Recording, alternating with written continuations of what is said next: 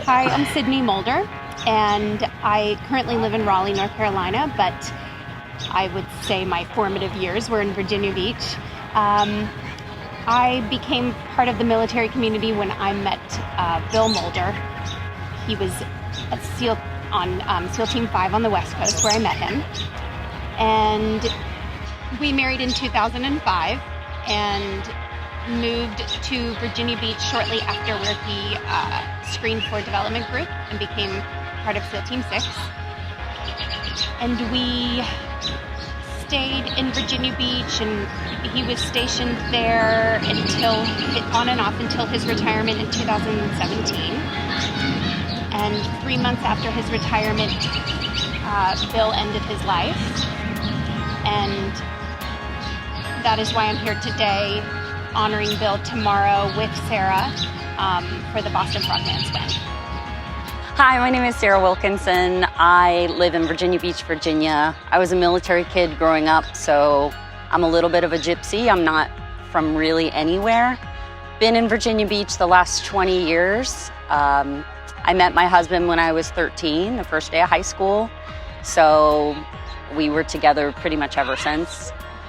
He became a SEAL in 1996, and after graduating BUD/S, he was sent to the East Coast at SEAL Team 8, and then went to Development Group, which is SEAL Team 6. He was active duty for 21 years. We have 2 children, a 19-year-old daughter and an almost 17-year-old son. And after 21 years of service and multiple deployments, my husband took his life in October of 2018. And I'm here today to talk to you, but also for the Boston Frogman to swim in honor of Sydney's husband, Bill Mulder.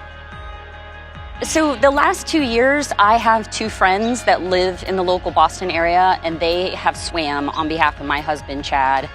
And this year, they kind of were egging me on and said, come swim. And I wanted to show support, and I really kind of wanted to be able to serve on behalf of someone else. You know, 2 friends took this challenge on 2 years in a row on behalf of my husband. One will be swimming and another will be kayaking for my husband again for the 3rd year. And I just wanted to take on the challenge to raise awareness specific to the men that have died by suicide, because it is a growing number and we don't want them to get forgotten. We want people to say their names, and Sydney and I have been very close. We didn't know each other prior to my husband's death. We met afterwards, but she is a critically important person in my life. And I just wanted to show her husband and her family the same respect. The Navy SEAL Foundation has been tremendous.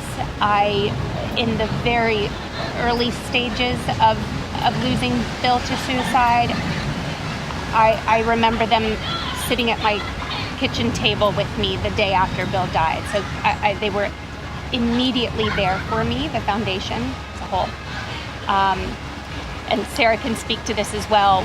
We were saying that the deaths by suicide is increasing, and with that, I think the Navy SEAL Foundation is broadening their awareness of it. And we do think there's still there's a long path. I think there's a lot of work that needs to be done, but I believe that they're putting in the work and trying to help their community. It's a tough road, but I think they're up for it. I haven't met everybody that's swimming this weekend. I know, a few of them, and we've met through social media, and people take on this challenge for different reasons and swim for different people, but every swimmer has to have a safety kayaker. I think that should be a good lesson of everybody needs somebody, right? I mean, I could go out in the harbor and swim. I'm absolutely gonna feel more comfortable having Sydney by my side. And that's probably true for everyone swimming tomorrow. And maybe some people don't know their kayaker, but knowing that someone is there. And that could be a message that could be pushed through just life. I like that metaphor, yeah. When you say the word Navy SEAL, it brings a lot of attention, right? They've obviously made a name for themselves in news media and movies over the years. And it's kind of ironic because these people are driven specifically to not have a name for themselves. It's kind of their mission, right? But just the military in general, like, it comes at a price. People who serve in the military, no matter what you do in the military, even if you survive and you're not killed in action, you're not killed in training, and you don't die by suicide, it comes at a price for everyone involved. The active duty person, the spouse they leave behind, the children they have at home. I was a military kid. My dad is a retired Marine colonel. And I loved being a military kid. It absolutely made me who I am today.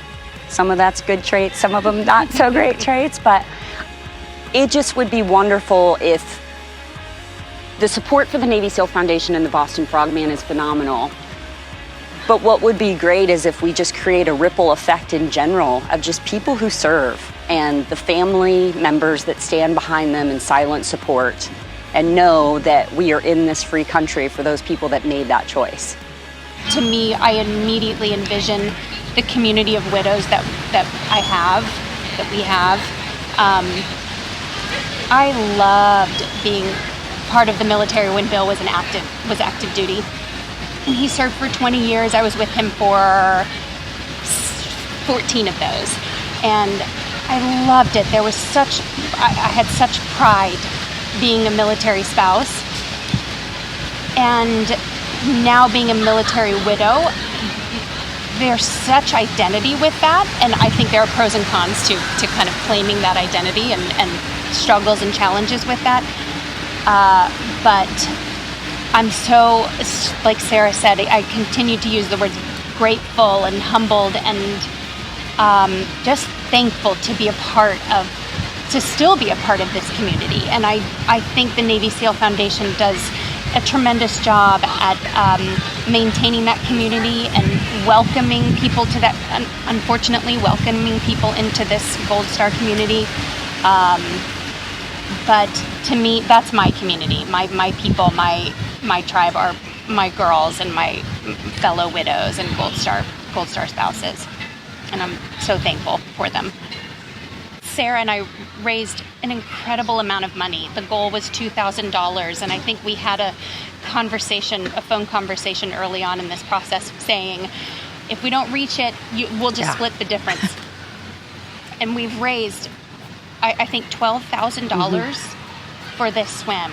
And that is purely through, I think, just posting on social media. Sarah did an incredible job just documenting her training, and I would repost her posts, and it moved people. People listen, and it touched a lot of people, and that's evident. And there have been so many supporters, and that it means so much.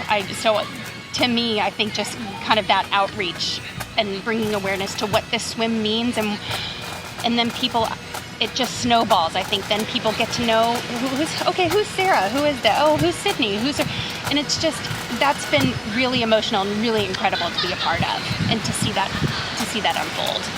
Yeah. I signed up for this, quite honestly, not really knowing what to expect. I mean, clearly I knew it was a swim, I knew the distance, I knew the location, but really was driven more on just honoring someone that I never met, but I feel like I know so well.